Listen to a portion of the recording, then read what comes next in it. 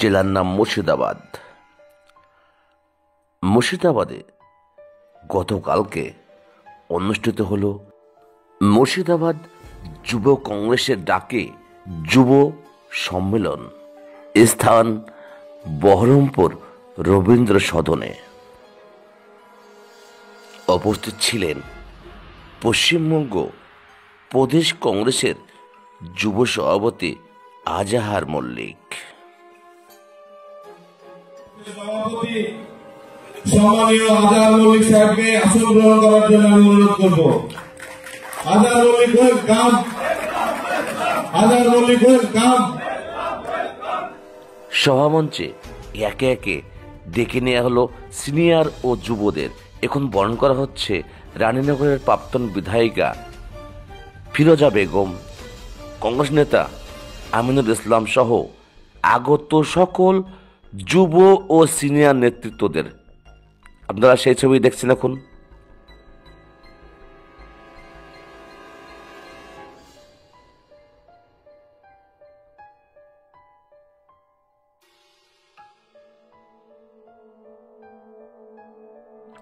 বরণ করে নেওয়া হলো জেলা কংগ্রেসের সাধারণ সম্পাদক ও নওদা বিধানসভার অবজারভার তুহিন দাস গাওয়াইকে। কংগ্রেস প্রেমী, কংগ্রেস নেতৃত্ব, সিনিয়র ও যুবদের প্রত্যেকে এখন বরণ পর্ব চলছে।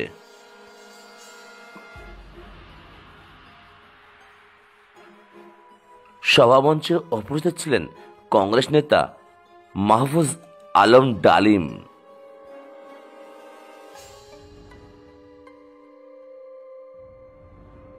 যুব কংগ্রেসের এই সম্মেলন মঞ্চের নাম দেওয়া হয়েছিল মনমোহন সিং সভামঞ্চ।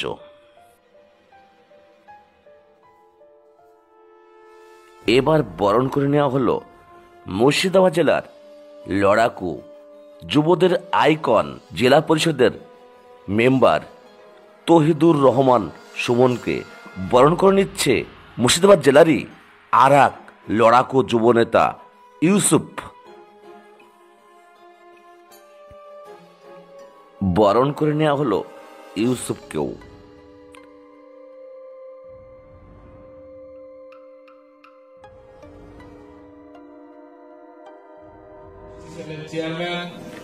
উপস্থিত ছিলেন লড়াকু নেতা, এসটি-এসসিএল সভাপতি ও বহরমপুর পৌরসভার বিরোধী দলনেতা হিরু হালদার মহাশয়।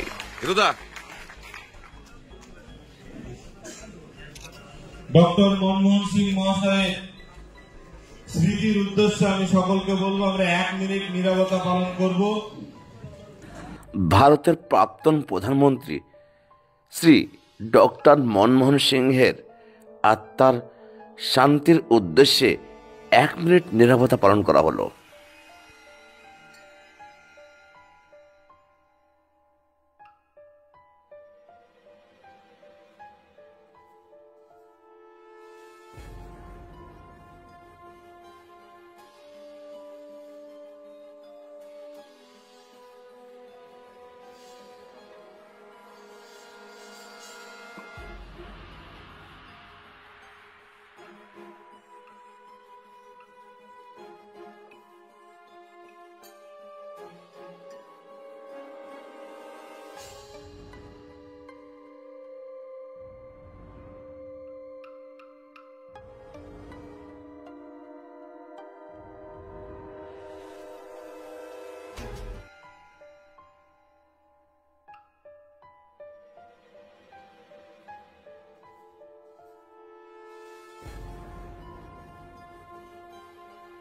আপাতত বরণ পর্ব শেষ। এবার প্রত্যেক যুব নেতাদের ডেকে নেওয়া হলো তাদের কিছু বক্তব্য রাখার জন্য। তাদের বক্তব্যে উঠে এসেছে কংগ্রেসের কর্মকাণ্ডের নানাবিধ গুরুত্বপূর্ণ অবদানের কথা, আর উঠে আসে পশ্চিমবঙ্গের একমাত্র প্রতিবাদী মুখ, তৃণমূলের চোখে চোখ রেখে সব থেকে দুর্নীতির বিরুদ্ধে লড়াকু রাজ্য তথা দেশ এবং মুর্শিদাবাদ জেলার রবিনহুড অধীর চৌধুরীর নাম।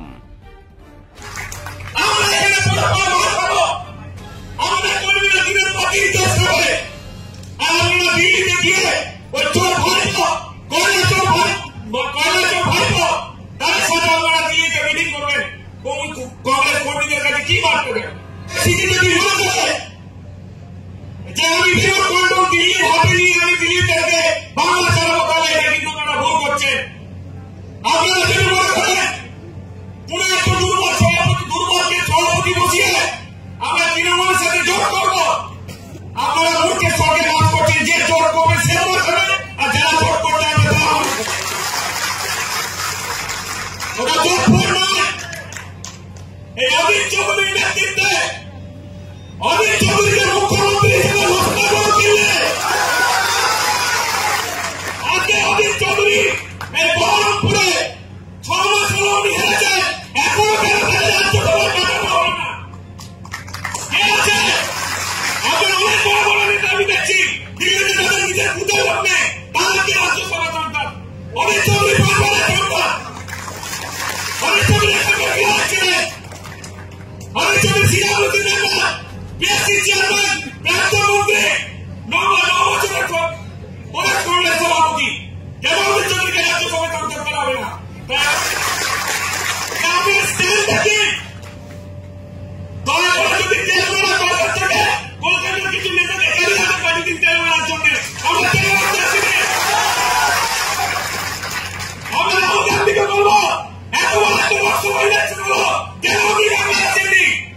কেন আসেননি?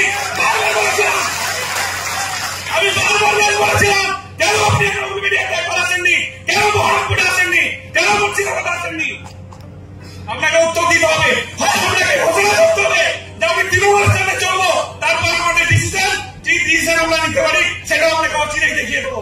আর নইলে আপনাকে এই বাংলাতে অধীর চৌধুরীকে সরিয়ে নিয়ে এই পশ্চিমবাংলায় বিধানসভা আগে 10 থেকে 20টা জনসভা করতে হবে। তার খরচা সমস্ত গ্রহণ করবে দিল্লি। আমরা এক পয়সা বহন করবো না। আমি একটা কথা পরিষ্কার বলতে চাই, আবার বলছি, আমি কিন্তু যুব সভাপতি হয়েছে কাউকে তেল মেরে রাজনীতি আমি করি না। না দিল্লিতে মারি, না পশ্চিমবাংলায় কাউকে মারি। একজনকে রেসপেক্ট করি, তার নাম অধীর চৌধুরী। আমার বাপের নেতা ছিল অধীর চৌধুরী, আমার নেতা অধীর চৌধুরী। কারণ আপনাদের একটা ছোট্ট ঘটনা বলি, আপনারা মনে করবেন একটা ঘটনা মানব দায়িত্ব জানবে, যারা যুব ছেলে আছে জানে না, তখন আমি সবাই রাজনীতিতে এসেছি। একটা ছোট্ট ঘটনা, যারা হচ্ছে আমাদের কংগ্রেসের কিছু নেতা যারা আজকে তৃণমূলে গেছে, তারা মঙ্গলবারে মিটিং করতে এসেছিল আমার বাড়ি বর্ধমান খন্ড বসে। তো সেই নেতাগুলোকে ওই মাঠে মাঠে ধান খেতে জমিতে ছুট করিয়েছিল তৎকালীন শিল্পের। আর তার 1-2 দিন পর বাংলার পরিবেশ রবীন্দ্রনাথ অধীর চৌধুরী 200 বাস নিয়ে সিপিএমকে বলে দিল, আমি তোদের বাপের বাপ, চুপচাপ করে ঘরে ঢুকে। আমরা সেই অধীর চৌধুরীকে দেখতে চাই। আজকে দাদার বয়স 67-68, আমার বাপের বয়স 67-68। তাই এই অধীর চৌধুরীকে নিয়ে আমরা যুবকর্মে প্রত্যেক জেলা এবং রাজ্য, আমরা যেখানে রাজ্যে প্রোগ্রাম হবে কলকাতায়, অধীর চৌধুরীকে বাদ দিয়ে আজকে একটা প্রোগ্রামে করবো। অধীর চৌধুরী তারপর কলকাতায় প্রোগ্রাম হবে, নাহলে যুব কংগ্রেসে রাজ্য যুব কংগ্রেসে একটা প্রোগ্রামে যুব কংগ্রেস করবে না, সেটা প্রোগ্রাম বাদ দিয়ে। তাই তো আচরণ হল, যাদের ভোটে এই ক্ষমতা তারাই তো আজ অনাহারী। অথচ শাসকের নেতা মন্ত্রীরা তৈরি করছেন লক্ষ দামি গাড়ি আর বাড়ি। চাইছে সবাই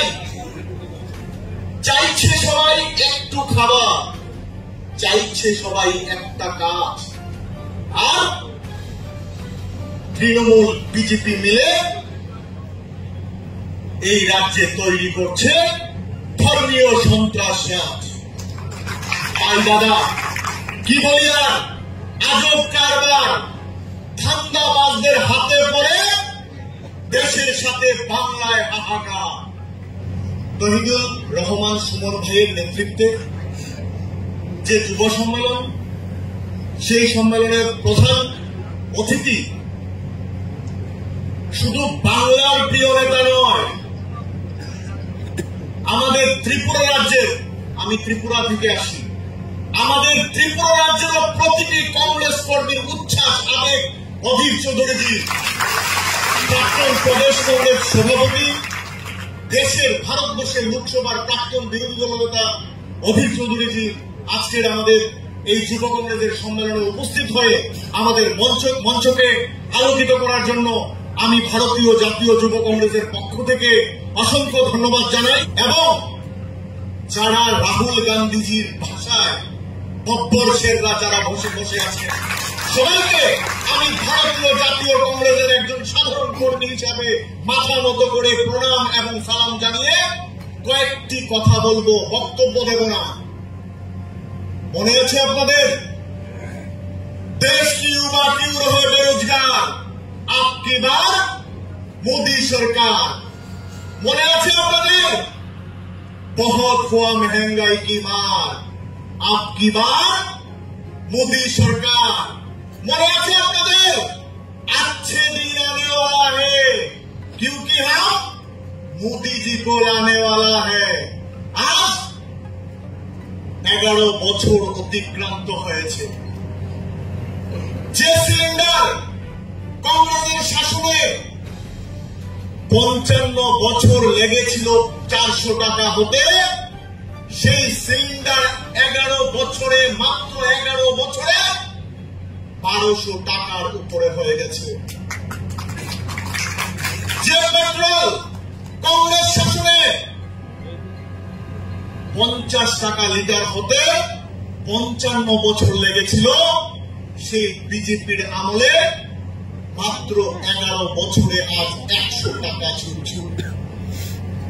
যারা মেহেঙ্গাইয়ের কথা স্লোগান দিয়ে 2014 সালে বিজেপিকে এনেছিল, যারা এখন এই রাজ্যে বিজেপিকে আনার জন্য বলছে, আরে টিএমসি এবং কংগ্রেস দিল্লিতে দোস্তি করে, পশ্চিম বাংলায় কুস্তি করে। আপনারা আসুন, বিজেপির হাতকে শক্তিশালী করুন, কংগ্রেস টিএমসি কে হটাতে পারবে না। আমি সেই সব বিজেপির বন্ধুদের বলতে চাই, আর আপনারা সেই সব বিজেপির বন্ধুদের প্রশ্ন করবেন, সিপিএম পার্টি কংগ্রেসের সাথে দিল্লিতে অ্যালায়েন্সে থাকতো, ইউপিএতে সিপিএম থাকতো, কমিউনিস্ট থাকতো, আপনারা জানেন বামফ্রন্ট থাকতো। এই পশ্চিম বাংলা থেকে বামফ্রন্টকে উৎখাত করেছে এটা টিএমসি নয়, ভারতীয় জাতীয় কংগ্রেস। কেরালায় ইউপিএর মধ্যে বামফ্রন্ট আছে, কেরালায় সিপিআইএম এর বিরুদ্ধে লড়াই করেন আমাদের প্রিয় নেতা রাহুল গান্ধীজি। অর্থাৎ রাজ্যে কার সাথে লড়াই হবে সেটা তৈরি করে রাজ্য নেতৃত্ব। আমি লোকসভার বিরোধী দলনেতার সামনে আপনাদের সামনে সেই কথা বলছি। আজ একটা কথা বলতে চাই, যতদিন এই রাজ্যে অধীর চৌধুরী বেঁচে থাকবেন, ততদিন টিএমসির সঙ্গে কংগ্রেসের লড়াই হবে না। বিজেপির বন্ধুদের বলবেন, মমতা ব্যানার্জি কংগ্রেস থেকে যাওয়ার পর কারা মমতা ব্যানার্জিকে ফুলে ফেপে বড় করেছে? বিজেপি। বিজেপি মমতা ব্যানার্জিকে অক্সিজেন দিয়েছে। কংগ্রেস ভুল করেছিল, কংগ্রেস বুঝতে পারেনি, মমতা ব্যানার্জিকে তৈরি করেছে। আমি আপনাদের একটা কথা বলতে চাই, মমতা ব্যানার্জি আমাদের নুন লবণের মতো হতে যাচ্ছে। অর্থাৎ জলে জন্ম, স্থলে বাস, জলের মাধ্যমেই সর্বনাশ। জানেন আপনারা, মমতার জন্ম হয়েছে কংগ্রেস পার্টিতে, এখন টিএমসিতে বাস করছে। কংগ্রেস পার্টি মমতার সর্বনাশ করবে আগামী দিনে অধীর চৌধুরীজির নেতৃত্বে। তাই বিজেপির বন্ধুরা আসলে এখন বলবেন, সময় এসছে, 11 বছর হয়ে গেছে, আমরা সুযোগ দিয়েছি, আসুন এবার আমাদের সঙ্গে আমাদের হাতে হাত রাখিয়ে আওয়াজ তুলুন, বহুত হুয়া মেহেঙ্গাই কি মার, আপকি বার কংগ্রেস সরকার। ভাঙনের মাঝে নতুনের কণ্ঠস্বর আমার নেতা অধীর রঞ্জন চৌধুরী। নির্বাচনে প্রতিদ্বন্দ্বিতা করার পর জনপ্রতিনিধি তৈরি হয়, নেতা তৈরি হয় না। নেতা তৈরি হওয়ার জন্য একটা মেটেরিয়ালস লাগে, সেই মেটেরিয়ালস দিয়েই তৈরি হচ্ছে অধীর রঞ্জন চৌধুরী। কারণ তিনি এই মুর্শিদাবাদকে পরিচিত করেছেন, এই বহরমপুরকে পরিচিত করেছেন, শুধুমাত্র গোটা বাংলা বা গোটা ভারতবর্ষে নয়, ভারতবর্ষের বাইরেও বিভিন্ন জায়গাতে তিনি গিয়ে বারবার তিনি প্রমাণ দিয়েছেন। আর জেলার উন্নয়নের কথা বলতে গেলে আমরা বলতে পারি মুর্শিদাবাদ জেলার উন্নয়নের রূপকার যদি কেউ থেকে থাকে তার নাম অধীর চৌধুরী। কারণ আপনারা দেখেছেন গঙ্গা পদ্মা ভাঙন বিভিন্ন জায়গায় শিশু মৃত্যু থেকে শুরু করে আসেনি সমস্ত ইস্যু নিয়ে যদি কেউ লড়াই করে তার নাম অধীর চৌধুরী। এককভাবে 2003 সালে এই মুর্শিদাবাদ জেলা পরিষদ গঠন করার পর তিনি গোটা জেলা জুড়ে পাকা রাস্তা থেকে শুরু করে উন্নয়নটা কি করতে হয় দেখিয়ে দিয়েছিলেন। তিনি অল্প সময়ের জন্য রেলের রাষ্ট্রমন্ত্রী ছিলেন, সেই সময় এই মুর্শিদাবাদবাসীকে দেখিয়ে দিয়েছেন সে কাজ আজকে চলছে। আজকের দিনে তিনি 2014 সালের মন্ত্রিত্ব ছেড়েছেন, কিন্তু 2025 সাল এখন সে কাজগুলো হচ্ছে, সেগুলো দাদারা বলে স্যাংশন করে। এই মুর্শিদাবাদ জেলায় যদি ইলেকট্রিফিকেশন ডাবল লাইন কার উদ্যোগে অধীর রঞ্জন চৌধুরী। এরপরে গেলে দেখবেন প্রত্যেকটা স্টেশনের যে সৌন্দর্য কার কারণে অধীর রঞ্জন চৌধুরী। তাই বলতে গেলে অনেক কিছু বলা যায়। আজকে আমরা ক্ষমতায় নেই, সাম্প্রদায়িকতার মেরুকরণের পরে দাদা হয়তো নির্বাচনে পরাজিত হয়েছে। তিনি আমাদের নেতা ছিলেন, আছেন এবং থাকবেন। উপস্থিত ছিলেন প্রাক্তন বিধায়ক তথা রাজ্যের মন্ত্রী মনোজ চক্রবর্তী। অধীর চৌধুরীর আগমনে টোটাল রবীন্দ্র সদন উচ্ছ্বসিত। তারপর দেখুন। শ্রী অধীর রঞ্জন চৌধুরী মহাশয় আমাদের সকলের অনুপ্রেরণা, আমাদের এই মুর্শিদাবাদ জেলার গর্ব, মা বোনেদের নয়নের মণি যুবকদের অনুপ্রেরণা। আমি জানি দাদা আসাতে আমাদের ছেলেমেয়েরা উচ্ছ্বসিত হয়েছে। আমি সকলকে বলবো প্রথমে আমাদেরকে শৃঙ্খলাবদ্ধ হতে হবে, শৃঙ্খলা ভাবে আমাদের সকলকে বসার বা দেখার প্রোগ্রামটা দেখার সুযোগ করে দিতে হবে। অধীর চৌধুরীকে বরণ করে নিলেন জেলার যুব সভাপতি তহিদুর রহমান সুমন।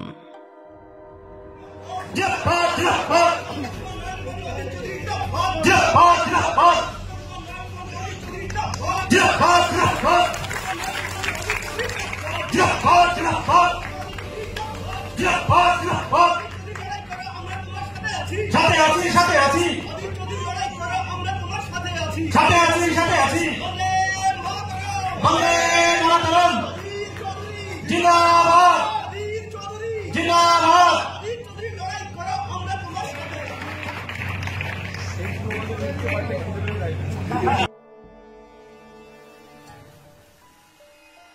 শ্রদ্ধা জ্ঞাপন করলেন ভারতের প্রাক্তন প্রধানমন্ত্রী ডক্টর মনমোহন সিংকে।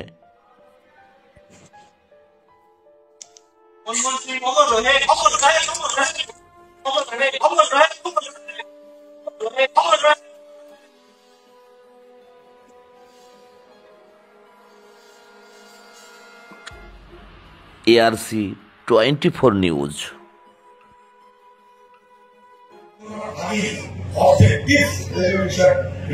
জওহরলাল নেহরু, তাই আমাদের জাতীয় কংগ্রেসে যেমন জওহরলাল, যেমন মহাত্মা গান্ধীকে দেখতে পাবেন, পাশে দেখতে পাবেন আরেকটা গান্ধী, খান আব্দুল গফফার খান।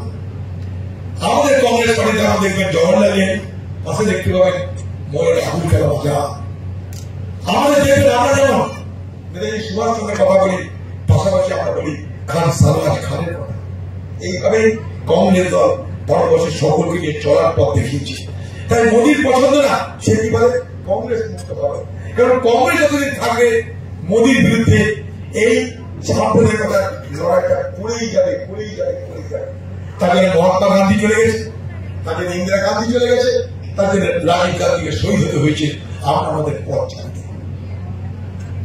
বোঝার চেষ্টা করবেন। এটা কখনো কিন্তু নরেন্দ্র মোদী বলেনি যে মমতা মুক্ত বা তৃণমূল মুক্ত ভারত। খেয়াল করতে কখনো বলেছে না, আমার দিদিও কখনো বলে না। কিন্তু জানতে পারবেন তাহলে ঠিক বলবেন কেন? কারণ এই দিদিরা বিজেপির সঙ্গে হাতে হাত মিলিয়ে এই পশ্চিমবঙ্গে তারা নির্বাচনে যোগ করেছিল। আপনি সবাই জানেন, মানুষকে মনে করে দিতে হয়। আজকে আমি পশ্চিমবঙ্গে যে মেরুকরণের রাজনীতি, খুব পরিকল্পিতভাবে এই মেরুকরণের রাজনীতি দুজন হচ্ছে বেনিফিশিয়ারি, দুজন হচ্ছে লাভার্থী। তারা কে? তারা হল মোদী, তারা হল দিদি। বাকি আমাদের মতো যারা পার্টি করি, যারা আমরা ধর্মনিরপেক্ষতায় বিশ্বাস করি, আমরা যারা উদাহরণে বিশ্বাস করি, জাতীয়তাবাদে বিশ্বাস করি, আমাদের জন্য বড় বিপদ এসে গেছে। আমাদের জবাই হতে হচ্ছে, আমাদের আরো বেশি আঘাত পেতে হচ্ছে। তার কারণ আমরা না হিন্দু হয়ে না মুসলমান হয়ে আমরা সাম্প্রদায়িক রাজনীতি থেকে দূরে রাখি। মমতা খুব সুকৌশলে মুসলমান সাম্প্রদায়িক এনার্জি করে মাথা খারাপ করে দিয়েছে। কেন? মুসলমানদেরকে ভয় দেখানো। ওকে মোদীর বিরোধিতা করতে শুধু মুসলমানদেরকে ভয় দেখানো। মোদী আসছে, আমি আছি, বেঁচে যাবে। আর কিছু রাজনীতি নেই। মুসলমান তোমাদেরকে মোদী পাবে, আমি মমতা নিয়ে তোমাদেরকে তাদের ভোটি রাখা সবসময় মুসলমানদেরকে। তাদের ক্ষমতা দেওয়ার সময় কিছু করবে না। ক্ষমতা দেওয়ার সময় মুসলমান নাই। 10,000 মাদ্রাস করে দিয়ে বলছিল, তার কোন খবর নাই। এই পশ্চিমবঙ্গে ভারতের সব থেকে বেশি সম্পত্তি আছে, সেগুলো লুটপাট হচ্ছে, তা নিয়ে কোনো গল্প না। আচ্ছা 3টে পর্যন্ত তো ঠিক আছে। ভাই মোটামুটি কথা হলো আমার, আর একটু 2 মিনিট। তাই আমি আবার বলছি যে কংগ্রেস, যুব কংগ্রেসকে আরো বেশি করে রাজনৈতিক কর্মকাণ্ডের মধ্যে জড়িয়ে রাখতে হবে। আমাদের অনেক ক্ষমতা আছে। আজকে কাউকে আমরা মেহনত করে খারাপ করেছি, জিতেছি, কাউকে সাথে চলে গেছি। আমাদের ক্ষমতা আছে, আপনার আছে, আমারও আছে।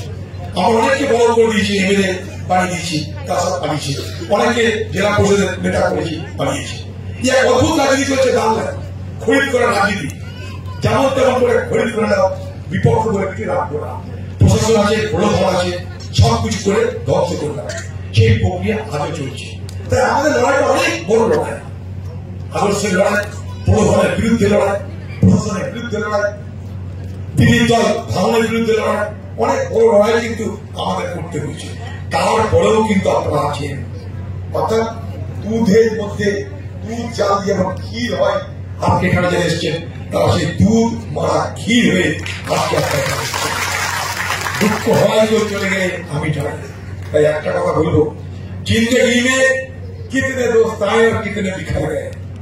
किसी ने 2 रोज के लिए आए थे और किसी ने 2 कदम चलते ही साथ भर लिए थे।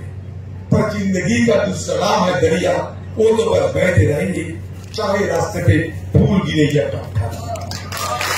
অর্থাৎ কোন বন্ধু আমাদের কাছে এসছে, কোন বন্ধু চলে গেছে, কেউ দুদিনের জন্য এসছে, কেউ কিছুটা চলার পর আমাদের সঙ্গ ছেড়ে দিয়েছে। কিন্তু জীবনের আরেকটা নাম নদী, সেই নদী প্রবাহিত হতেই থাকে। সেই নদীর কখনো ফুল পড়ে, সেই নদীর কখনো পাথর পড়ে, কিন্তু নদী তার মতো করে চলতেই থাকে। আমরা হাজার বিপদের মধ্যে দিয়েও চলতে থাকবো আপনাদের সকলকে নিয়ে। জয় হিন্দ। আমরা জাতীয় সঙ্গীতের মাধ্যমে আমাদের প্রোগ্রাম